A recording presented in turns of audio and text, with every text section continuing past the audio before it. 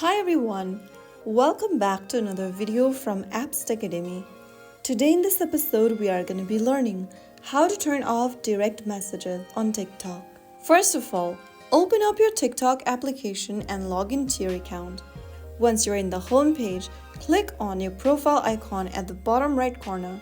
This will open up your profile page from where you'll need to tap on the three-line menu at the top right corner, and in the pop-up, click on Settings and Privacy.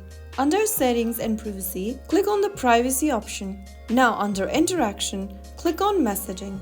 Under Messaging, tap on Permission Setting, and then under Who can send you messages, click on Potential Connections and click on Don't Receive. Now get back and click on Others on TikTok and make sure that it is selected Don't Receive as well. Once you choose to Don't Receive, you will be able to turn off direct messages on TikTok. If there is someone specific you don't want to receive messages from, you can directly block that specific someone.